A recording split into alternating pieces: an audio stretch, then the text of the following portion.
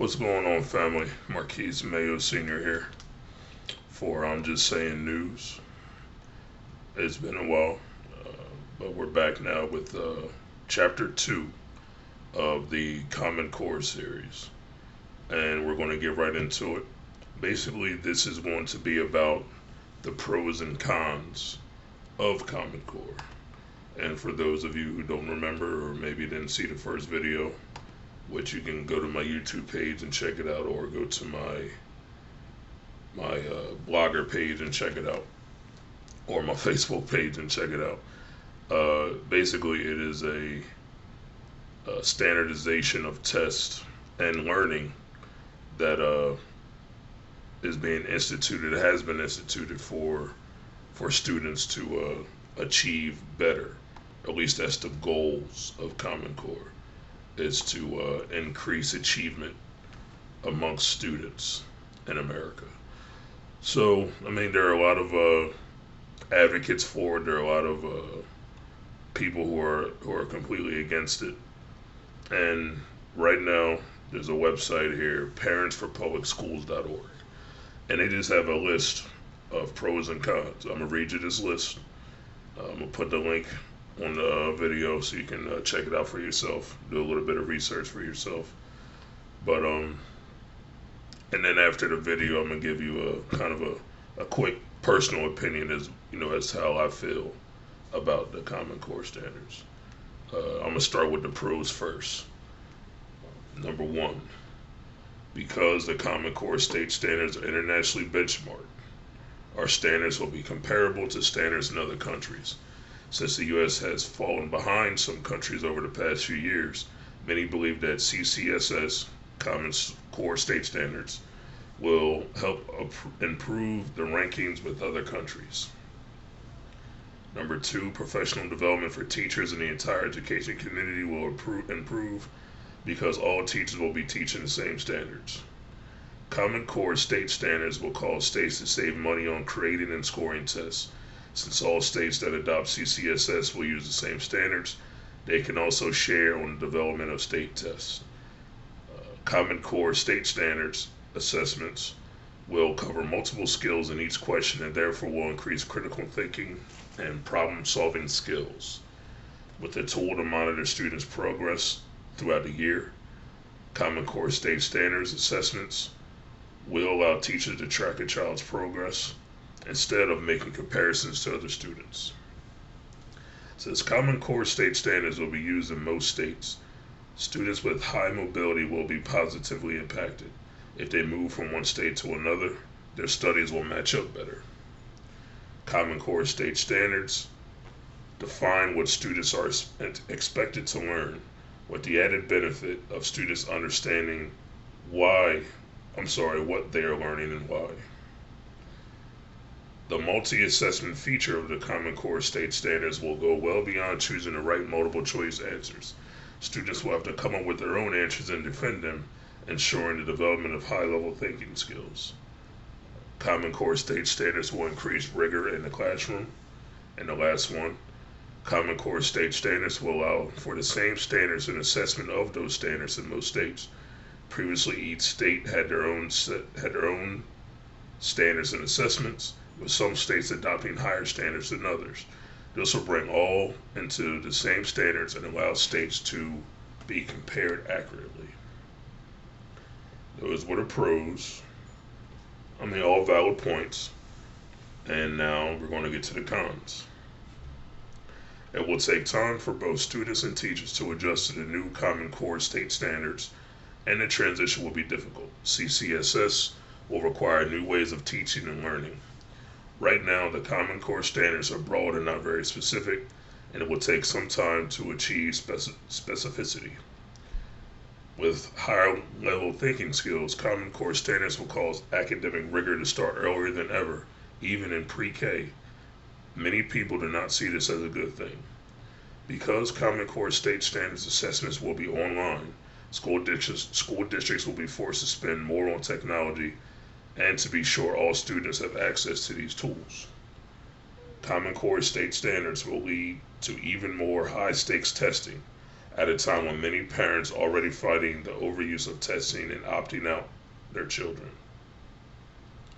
While the Common Core state standards will bring most states into alignment of the same standards, some states that have higher standards will actually have to accept lower standards. Current accountability systems allow for different testing instruments to be used for students with special needs. Common Core state standards does not have such an assessment, and all children's results will be reported for accountability purposes. That particular one is one I was worried about as I was learning about Common Core, is the fact that there is no different levels of testing for students with special needs. And that is something that needs to be addressed, and I hope will be addressed if it hasn't already been addressed in the future.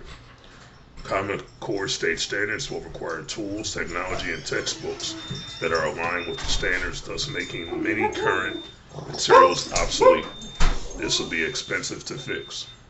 That was Bosco, guys. He always gets a little happy when Jen comes home. Common Core state standards cover only the subjects of English, language arts, and mathematics. This means that there are no standards for science or social studies. States will have to create their own in those areas, which will lead again to multiple levels of standards across the country. Many teachers and administrators may leave the profession rather than deal with the massive changes that come with CCSS. In addition to having to change how they teach and conduct schools, CCSS will cause teachers to feel more pressured for student performance and accountability, already a reason that many teachers are leaving. Now, as my own kind of personal opinion on it, when I first heard about Common Core and what it meant and what it could mean going forward, I was very skeptical. For example, my daughter, who was going into the 4th grade, she took the PSSAs last year. And I remember taking the PSSAs when I was in school, and it wasn't a big thing. You took the test, it was over and done with, and it just wasn't a big deal. With her being in 3rd grade last year, and that being the first year that they took the PSSAs in 3rd grade, I remember her saying to me and Jen that she was scared to go to 3rd grade because of the PSSAs. And when I first heard that, I'm like, that doesn't sound good, because I never remembered the test being so significant that I, would be scared to go to the next grade to take it. And then as the school year went on, she was saying how they prepared for that test every day. The beginning of class, the beginning of school, they were doing PSSA work. And to me, especially at that young of an age, when you put that much pressure on kids for a test, because that test is linked to the funding that your school receives, I don't think that's right. I think there has to be better ways of reaching that high level of success when it comes to educating our students and fixing the American school system. So honestly, and until I can see things change, I love you. she's already on camera. Come on, Jen. I love you. I'll see you later. Baby, come on. You're on camera. Let the world see you. It's alright. I can't get no kisses, none. Pause it. I'm not going to pause it. I love you. I love you too. I'll see you too. You see this? Can't get no love on the camera. But anyway, like I said, there has to be a better way. Now, the one thing I will say about Common Core is that it is definitely a change in the way that teaching is done. It was going a completely different direction. It is an alternative to the way things have been done. So I can give it some props for that, because the people who came up with it, they were, in my view, they were thinking outside of the box on how we can achieve greater success. And for a first idea, if you will, I think it's okay for a first idea, but what needs to happen is it needs to be refined and expanded on, and they need to account for some of the things like special needs testing, advanced testing for kids who are advanced, or you know, like the one con said, there were some state standards that were higher than you know other states. And if everybody is accepting all these same across the board standards, that means now they have to lower their standards to meet everybody else. And what I think is that one thing that can be done is that you know those students who are advanced and gifted, you know what I mean, they they should have their own set of testing that kind of keeps them in that level and maintains that level so that they won't end up taking a test. Excuse me. They won't end up taking a test that is below their skill level. And to me, that seems like it's only, you have all those kids take that standard test. That's going to bring the scores up because all those kids are more than likely going to do great on the test. But then that's false information. You know what I mean? That you're not getting all the kids that are doing the proficient, and everybody. I don't want to say that the average kids. I don't want to say that. When I want the kids that are just doing what they're supposed to do. They're not advanced. They're not below average or whatever the category is. They're right there where they're supposed to be. You know, if you have all the advanced classes and advanced kids, you have all them taking the test on the proficient level, you're going to see good scores.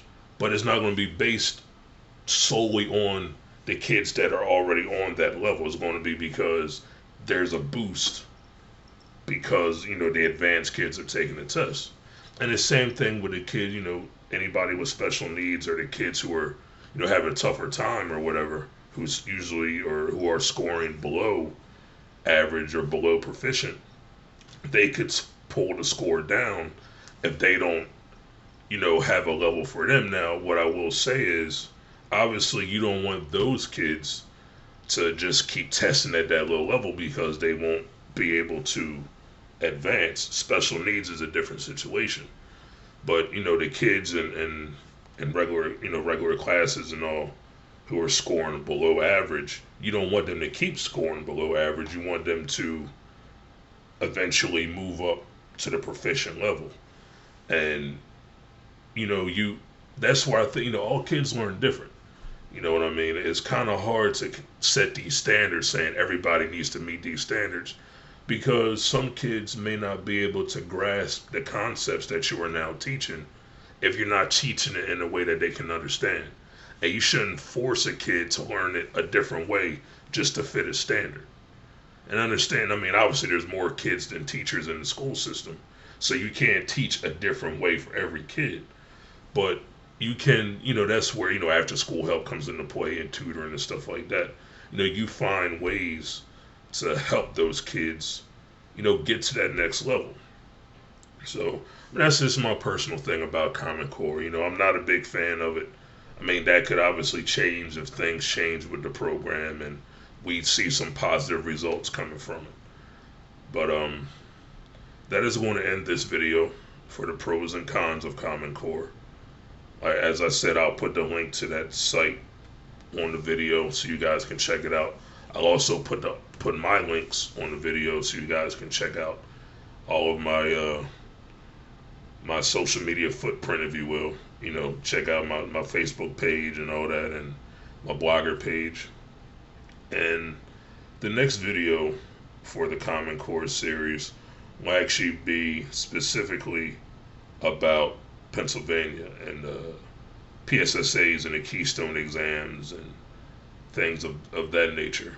And we're going to get a little bit deeper into that because that affects us Pennsylvanians and us Northtonians even more directly because it's the standards that our kids have to, live up to, if you will. So I'd like to thank you guys for checking me out. And I will get back to you with the next video. Wake up, stay woke. Take it easy, family.